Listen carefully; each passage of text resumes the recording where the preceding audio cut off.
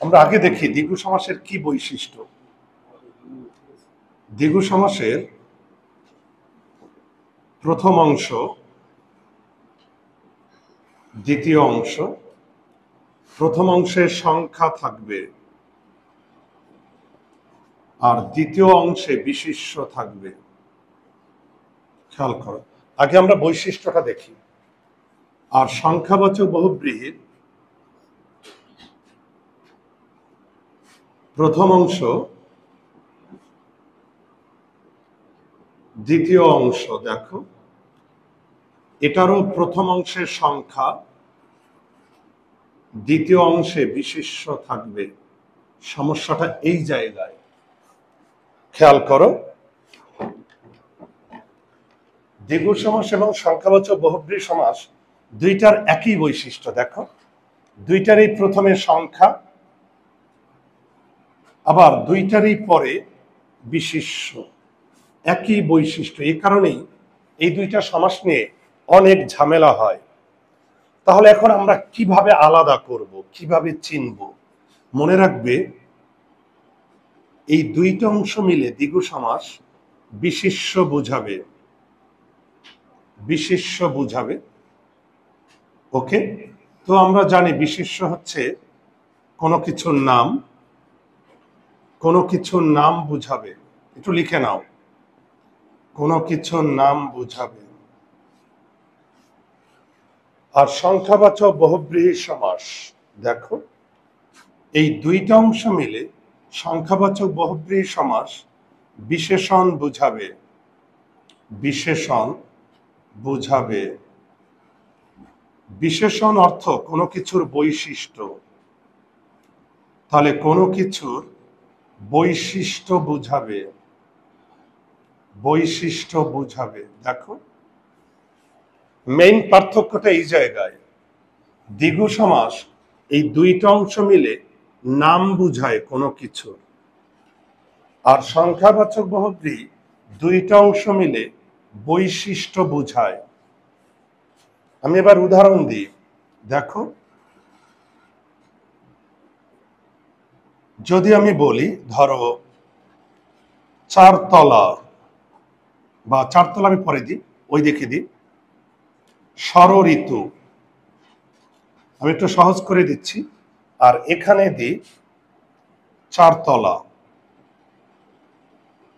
দেখো, যারা তোমরা সংখ্যা দেখে শর্টকাট টেকনিকে শিখতে চাও, আমি বারবার বলছি, শর্টকাট টেকনিক কার্যকর হয় না। বেসিকটাও আগে জানতে হবে। বেসিকটা জানলে টেকনিক কাজ করে। তুমি বেসিকই তো জানো না, তুমি তুমি টেকনিক দিয়ে তুমি কি করবে? এদিকে দেখো, ষড়ঋতু, প্রথমে আছে ষড়, ষড় মানে 6 সংখ্যা। ঋতু এটা বিশেষ্য, এটা বিশেষ্য। দেখো তো, 4 এটা সংখ্যা, তলা এটা বিশেষ্য। ওকে, তাহলে দেখো দুইটারই প্রথমে সংখ্যা, দুইটারই পরে বিশেষ্য। যারা টেকনিক দেয় যে দ্বিগু সমাস চেনা কোনো ব্যাপারই না, প্রথমে সংখ্যা থাকবে। আবার যারা টেকনিক দেয় সংখ্যাবাচক বহুব্রীহি কোনো ব্যাপারই না, প্রথমে সংখ্যা সংখ্যা থাকবে। শর্টকাট টেকনিক দিয়ে জনপ্রিয় হওয়া যায়, কিন্তু জনপ্রিয়তা অন্য জিনিস। আমি তোমাদের ফাউন্ডেশন দুর্বল করে আমার ওই জনপ্রিয়তার দরকার নেই, ওই ভিউজ দরকার নেই, আমার ওই সাবস্ক্রাইব আমার দরকার নেই। এবার একটু দেখো তো এদিকে, প্রথমে সংখ্যা পরে বিশেষ্য, এটারও প্রথমে সংখ্যা, এটারও পরে বিশেষ্য। সমস্যা আছে, দুইটারই প্রথমে সংখ্যা, দুইটারই পরে বিশেষ্য। এখন আমরা দুইটার মধ্যে আলাদা করব কিভাবে? দেখো তো, ষড়ঋতু কাকে বলে? 6টা ঋতুকে একত্রে নাম দেয়া হয়েছে ষড়ঋতু। 6টা ঋতুর যোগফলের নাম, 6টা ঋতুর যোগফলের নাম ষড়ঋতু। তাহলে নাম বুঝালে এটা দ্বিগু। আর চারতলা কোনো কিছুর বৈশিষ্ট্য। চারতলা কার বৈশিষ্ট্য? বাড়ি। চারতলা কার বৈশিষ্ট্য? বাড়ির বৈশিষ্ট্য। চারতলা বাড়ি, তাহলে চারতলা বৈশিষ্ট্য। আমি কি বুঝাতে পারলাম? আর বৈশিষ্ট্য বুঝালে ওটা সংখ্যাবাচক বহুব্রীহি। আর ষড়ঋতু এটা নাম, 6টা ঋতুকে একত্রে নাম দেওয়া হয়েছে ষড়ঋতু, তাহলে যোগফলের নাম। তাহলে ব্যাস বাক্যটা কি হবে জানো? ষড় বা 6 ঋতুর সমষ্টি অথবা সমাহার, যে কোনো একটা দিলে হয়। ষড় বা 6 ঋতুর সমাহার বা সমষ্টি, ওই যে যোগফল, যোগ জিনিসটা, যোগ মানেই তো সমষ্টি। আর চারতলা, এটার ব্যাস বাক্য হবে 4টি তলা আছে যার। 4টি তলা আছে যার। বোঝা গেল? দেখো তো, চৌরাস্তা খুবই গুরুত্বপূর্ণ উদাহরণ। আর হলো চৌচালা। দেখো, চৌরাস্তা আর চৌচালা দুইটা উদাহরণ দিয়েছি, তোমরা দেখতে পাচ্ছ? আর একটু উপর থেকে লিখতে হবে। আচ্ছা, ওকে। চৌরাস্তা আর চৌচালা। দেখো, চৌরাস্তার প্রথমে চৌ মানে 4, আর রাস্তা এটা বিশেষ্য। চৌচালা, চৌ মানে 4, চালা ঘরের উপরের অংশের নাম, রূপ, ঘরের উপরের অংশের নাম চালা। তাহলে চালা এটা বিশেষ্য। দুইটারই প্রথমে সংখ্যা, দুইটারই পরে বিশেষ্য। দেখো, এখন তোমরা দেখবে কোনটা সমষ্টিগত নাম, সমষ্টিগত নাম, আর কোনটা বৈশিষ্ট্য। দেখো তো, চৌরাস্তা কাকে বলে জানো? 4টা রাস্তা একত্রিত হয়েছে যে জায়গাটায়, ওই জায়গাটার নাম চৌরাস্তা। 4টা রাস্তার যোগফল হয়েছে, 4টা রাস্তার যোগফল হয়েছে যে জায়গা, সেই জায়গাটার নাম চৌরাস্তা। তাহলে চৌরাস্তার নাম বুঝায়, এটা দ্বিগু সমাস। ব্যাস বাক্য করলে হবে চৌ বা 4 রাস্তার সমাহার বা সমষ্টি। মনে রাখবে, দ্বিগু সমাসের ব্যাস বাক্য করার সময় শেষে সমাহার বা সমষ্টি দিবে। আর চৌচালা এটা বৈশিষ্ট্য। বলতে পারবা চৌচালা কার বৈশিষ্ট্য? ঘর। চৌচালা ঘর, ঘরের বৈশিষ্ট্য চৌচালা, বাড়ির বৈশিষ্ট্য 4 তলা। শোভা গল্প যারা পড়েছ, 9-10-এ তোমরা যারা শোভা গল্পটা ভালো করে পড়েছ, শোভার ঘরটা কয় চালা ছিল? 8 চালা। 8টা চালা ছিল, বড় ঘর ছিল। তাহলে দেখো তো, চৌচালা ঘর, ঘরের বৈশিষ্ট্য চৌচালা। আর বৈশিষ্ট্য বুঝালে ওটা সংখ্যাবাচক বহুব্রী। ব্যাস বাক্য চৌ বা 4 চালা আছে যার। বহুব্রী সমাসের ব্যাস বাক্যের শেষে আমরা যার ব্যবহার করব, আর দ্বিগু সমাসের ব্যাস বাক্যের শেষে সমাহার বা সমষ্টি ব্যবহার করব। এটা লিখো, আমি কয়েকটা উদাহরণ দিই। শতাব্দী, আর একটা উদাহরণ দিই, 10 গজি। দেখো তো, কোনটা সংখ্যাবাচক বহুব্রীহি আর কোনটা দ্বিগু সমাস। আগে শব্দটাকে ভাঙো। শতাব্দী, এটার মধ্যে 2টা শব্দ আছে, শত আর অব্দ। 10 গজির মধ্যে 2টা শব্দ আছে, 10 আর গজ। দেখো, তাহলে একটু দেখো তো, শত মানে কি 100, অব্দ মানে বছর, 10 সংখ্যা, গজ পরিমাপের এককের নাম, তাই না? তাহলে পরিমাপের এককের নাম, এটা তো বিশেষ্য। বছর, এটাও তো বিশেষ্য। বলো তো, কোনটা দ্বিগু আর কোনটা সংখ্যাবাচক বহুব্রীহি? শতাব্দী কাকে বলে? 100 বছরকে একত্রে নাম দেয়া হয়েছে শতাব্দী।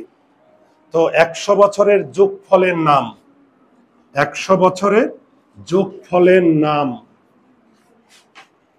তাহলে এটা নাম বোঝায়। 100 বছরকে একত্রে নাম দেওয়া হয়েছে, সমষ্টিগত নাম, তাহলে এটা দ্বিগু সমাস। আর দ্বিগু সমাসের ব্যাসবাক্য করার সময় শেষে সমাহার বা সমষ্টি বসিয়ে দেব। শত অব্দের সমাহার অথবা সমষ্টি। আর 10 গজি, এটা বৈশিষ্ট্য, কোনো কিছুর বৈশিষ্ট্য কেমন দেখো। আমি যদি বলি 10 গজি কাপড়, কাপড়ের বৈশিষ্ট্য 10 গজ, বুঝতে কি পারছো? কাপড়ের বৈশিষ্ট্য 10 গজি, তাহলে দেখো বৈশিষ্ট্য বুঝালে এটা সংখ্যাবাচক বহুব্রীহি।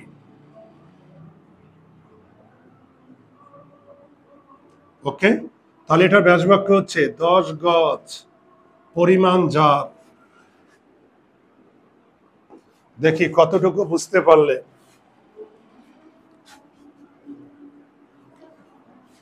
খেয়াল করো, সপ্তাহ অনুমান করে চেষ্টা করবে না, আগে বুঝবে। সপ্তাহের মধ্যে দুইটা শব্দ আছে, সপ্ত যোগ অহ। সপ্ত মানে 7, অহ মানে দিন। প্রথমে সংখ্যা আর দিন, এটা বিশিষ্য সময়ের নাম। সপ্তাহ এটা দ্বিগু হবে না সংখ্যাবাচক বহুব্রীহি? কেন দ্বিগু হবে এটা? কারণ 7 দিনকে একত্রে নাম, 7 দিনের যোগফল হলো সপ্তাহ। যোগফল সমষ্টিগত নাম, 7 দিনের সমষ্টিগত নাম সপ্তাহ, নাম বুঝালে এটা দ্বিগু।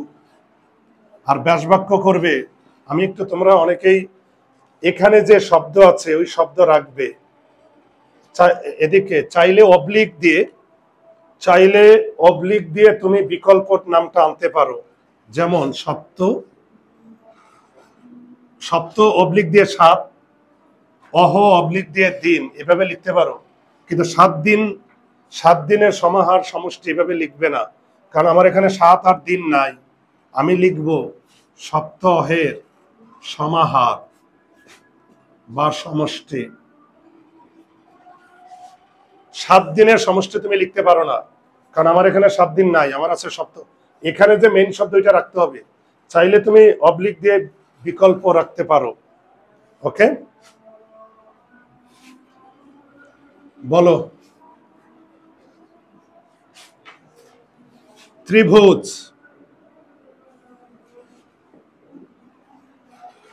ত্রিভুজ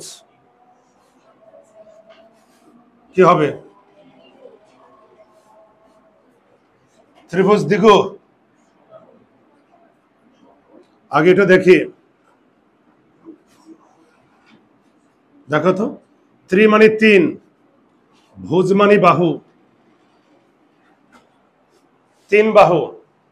এখন এই ত্রিভুজ, এটা ডিপেন্ড করে তোমার এটা বৈশিষ্ট্য কিনা। দেখো, আমি বলতে পারি ত্রিভুজ ক্ষেত্র, আমি বলতে পারি ত্রিভুজ কাহিনী। ত্রিভুজ কাহিনী, নায়িকা একজন, নায়ক 2 জন, বা নায়ক একজন, নায়িকা 2 জন, তাই না? কাহিনীর বৈশিষ্ট্য কি? ত্রিভুজ। ক্ষেত্রের বৈশিষ্ট্য কি? ত্রিভুজ। বৈশিষ্ট্য, কাহিনীর বৈশিষ্ট্য ত্রিভুজ, ক্ষেত্রের বৈশিষ্ট্য ত্রিভুজ। আর বৈশিষ্ট্য বুঝালে এটা সংখ্যাবাচক বহুব্রীহি। সংখ্যাবাচক বহুব্রীহি। ব্যাসবাক্য করার সময় লিখো ত্রি বা 3 ভুজ আছে যার।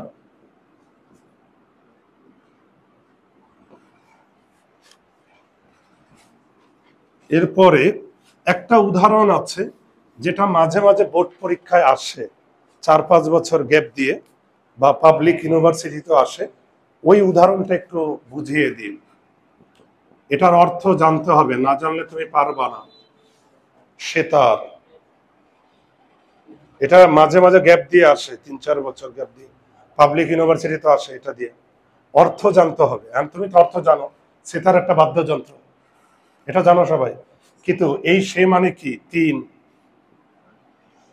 সে অর্থ 3। আর তার, তার তো বুঝতেই পারছো, বাদ্যযন্ত্রের যে তার, এটা বিশিষ্ট। এখন সেতার কার বৈশিষ্ট্য?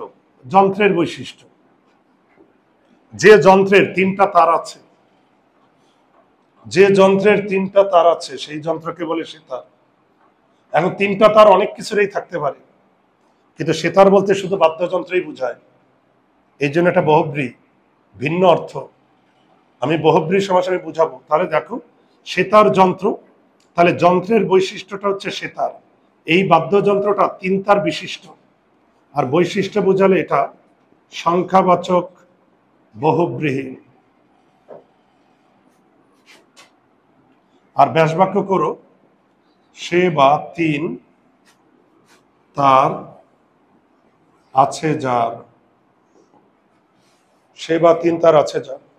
তাহলে দ্বিগু সমাস এবং সংখ্যাবাচক বহুব্রীহি দুইটারই প্রথমে সংখ্যা থাকবে, দুইটারই পরে বিশেষ্য থাকবে, কিন্তু সংখ্যা দেখেই তুমি চিনতে পারবে না, কারণ দুইটা সমাসেরই প্রথমে সংখ্যা থাকবে। আমার কথা কি বুঝতে পারলা? ওকে, তাহলে আমরা যেভাবে আমি বলেছি, দ্বিগু সমাসের 2টা অংশ মিলে কোনো কিছুর নাম বুঝাবে, বিশেষ্য। আর সংখ্যাবাচক বহুব্রী 2টা অংশ মিলে কোনো কিছুর বৈশিষ্ট্য বুঝাবে, বিশেষণ বুঝাবে। এভাবে আমরা আলাদা আলাদা করে চিনতে পারবো। কোনো সমস্যা আছে? প্রশ্ন? ওকে, তাহলে সুপ্রিয় শিক্ষার্থী বন্ধুরা, এতক্ষণ আলোচনা করলাম দ্বিগু সমাস এবং সংখ্যাবাচক বহুব্রী সমাস নিয়ে। আর অবশ্যই সংখ্যা দেখে সমাস নির্ণয় করা যাবে না। ভালো থাকো, সুস্থ থাকো, নিরাপদে থাকো।